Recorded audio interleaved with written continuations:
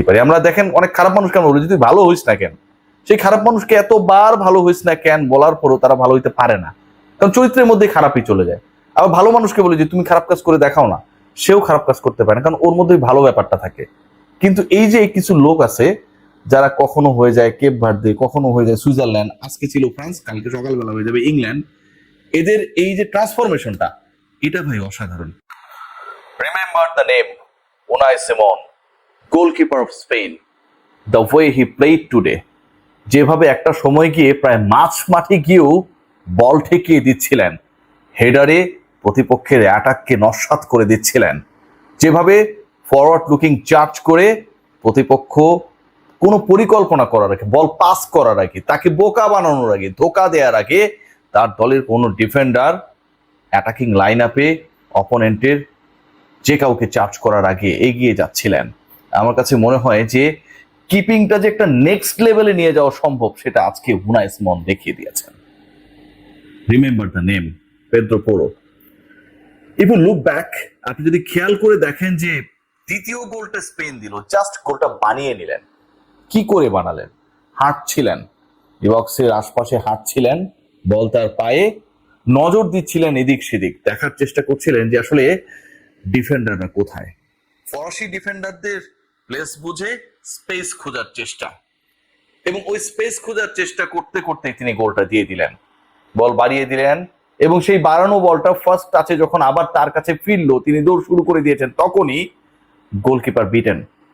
2-0 পিছিয়ে পড়লো ঠিক যখন ফ্রান্স। এই ম্যাচের আর কোনো কিছুই বাকি ছিল না, কারণ Kylian Mbappe he was killed. কিভাবে কি ঘটলো, কিভাবে কিলিয়ান এমবাপ্পে আর লিওনেল মেসি হতে পারলেন না, এই ম্যাচটার 90 মিনিটের হাইলাইটসটা দেখলে সবকিছু ক্লিয়ার হয়ে যাবে। 65 মিনিটস পর্যন্ত এমবাপ্পের অন টার্গেট শট একটাও ছিল না। অনেকে অনেক আলোচনা করেন, মেসি এমবাপ্পের আলোচনা করেন, হাইয়েস্ট গোল কে করবে, গোল্ডেন বুট কে পাবে, সেই ডিসকাশনটা যখন চলে তখন কিলিয়ান এমবাপ্পের বিদায়, মাথা নিচু করে বিদায়, দলকে জেতাতে না পারার ব্যর্থতা নিয়ে বিদায়, লিওনেল মেসির সাথে তুলনীয় হবার যে দারুণ একটা মঞ্চ তৈরি হয়েছিল, সেই জায়গায় দলের বিদায় দেখে বিদায়। এর থেকে আর প্যাথেটিক কি হতে পারে? ইজিপ্ট ম্যাচের দিকে যদি খেয়াল করেন, 79 মিনিট থেকে 83 মিনিট, 3 মিনিট 59 সেকেন্ডের মধ্যে লিওনেল মেসি পুরো ম্যাচের চিত্রনাট্য বদলে দিয়েছিলেন, যেই ম্যাচটা আর্জেন্টিনা হারতে বসেছিল।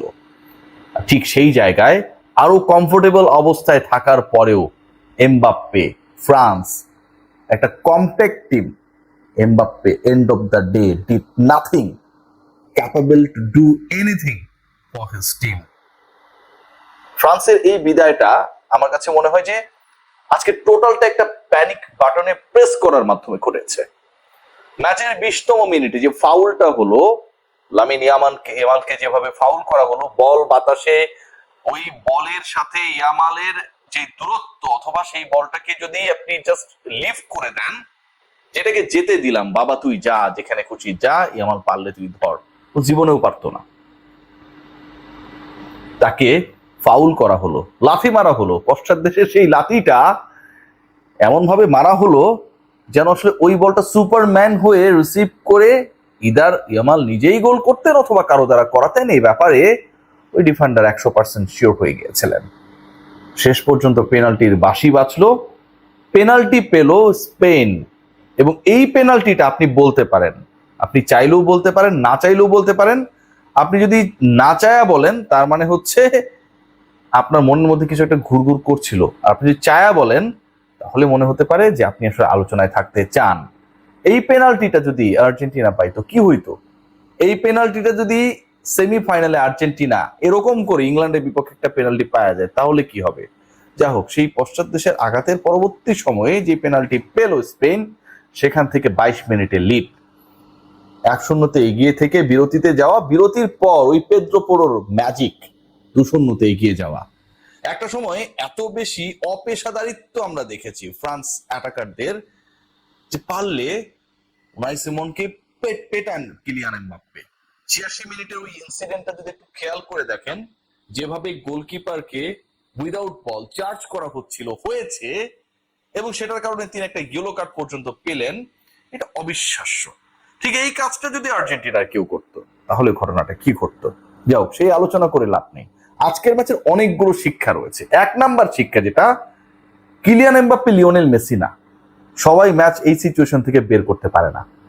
2 নাম্বার শিক্ষা যেটা, আপনি যদি অ্যাগ্রেসিভলি এগিয়ে গিয়ে চার্জ করেন অ্যাজ এ গোলকিপার, এটা একটা দলের জন্য কতটা ইফেক্টিভ হতে পারে, প্রতিপক্ষের আক্রমণকে ধূলিসাৎ করে দেওয়ার জন্য কতটা ফলপ্রসূ হতে পারে, সেটা আজকে সিমন দেখিয়েছেন।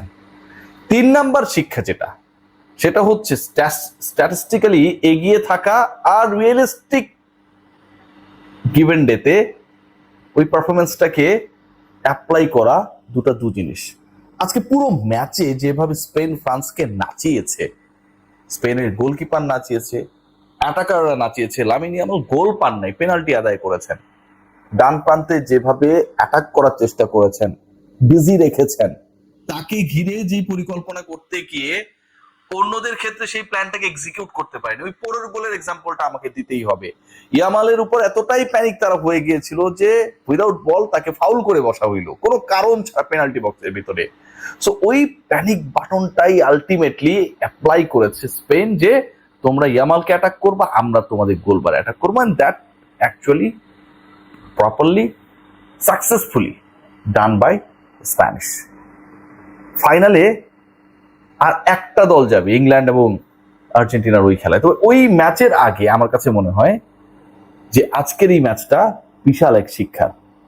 এন্ড অফ দ্য ডে আপনি যদি স্পেশাল কিছু করতে না পারেন, আপনার কোনো ভ্যালু থাকে না। কিলিয়ান এমবাপ্পে গোল করেছেন, 8 গোল করেছেন, লিওনেল মেসিকে অন্তত এই আসরে কিলিয়ান এমবাপ্পে গোলের সংখ্যার দিক থেকে টপকে যেতে পারছেন না, এটা ডিসাইডেড হয়ে গেছে।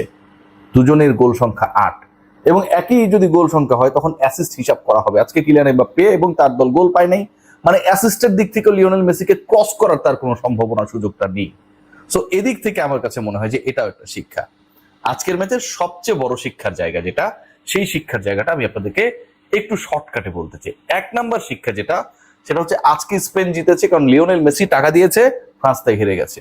2 নাম্বার শিক্ষা যেটা, বাংলাদেশ থেকে আজকে গভীর রাতে, বিশেষ করে রাত 2টার আশপাশের সময়ে হাজার হাজার কোটি টাকা ফিফার কাছে ট্রান্সফার করা হয়েছে, সেই টাকা পেয়ে আসলে এই ম্যাচটা স্পেন জিতে গেছে, ফ্রান্স ছেড়ে দিয়েছে।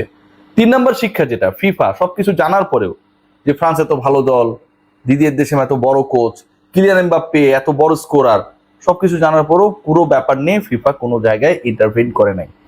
4 নাম্বার শিক্ষা যেটা, সেটা হচ্ছে আজকে যারা ফ্রান্স ছিল, স্পেনের বিপক্ষে ছিল, বিশ্বাস করেন আর না করেন, আগামীকাল সকাল নাগাদ এই লোকজন, এই গ্রুপটাই ফ্রান্স থেকে ইংল্যান্ড হয়ে যাবে।